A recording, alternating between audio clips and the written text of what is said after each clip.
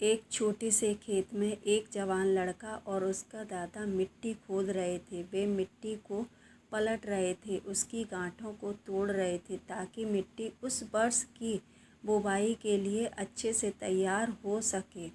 उस काम में काफ़ी कड़ी मेहनत थी, लेकिन उनके सभी प्रयास एक अच्छी फसल प्राप्त करने के लिए आवश्यक थी।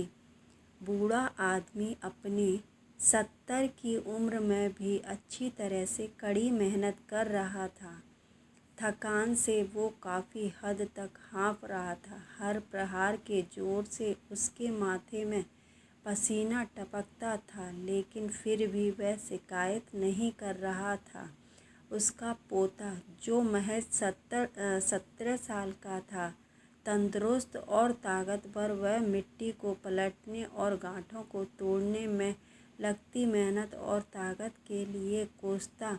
फिर वहां खड़े होकर वह हाँफता और थोड़ी देर से रुक जाता। थोड़ा आराम करने के बाद एक बार फिर से काम शुरू करने से पहले शिकायत करता। थोड़ी देर बाद युवा पोता देखता है कि उसके दादाजी ने जितना काम कर ज़मीन को तैयार किया, वो खुद ने की तैयार की ज़मीन से बहुत ज़्यादा है। दादाजी, जब आप इतने बूढ़े हो फिर भी आपने मुझसे इतना अधिक काम कैसे किया? पोता अपने दादा से पूछता है। दादाजी ने उसे जो जवाब दिया उसकी उसे उम्मीद नहीं थी। जब हम किसी काम को मुश्किल मानते हैं और उसके बारे में ज़्यादा सोचते हैं तो सच में मुश्किल हो जाता है, और हम बिना सोचे जब उसे करते हैं और करते ही रहते हैं तो वो आसान हो जाता है। पोता थोड़ा अचंभित हो जाता है, इसलिए दादाजी अपनी बात जारी रखते हैं।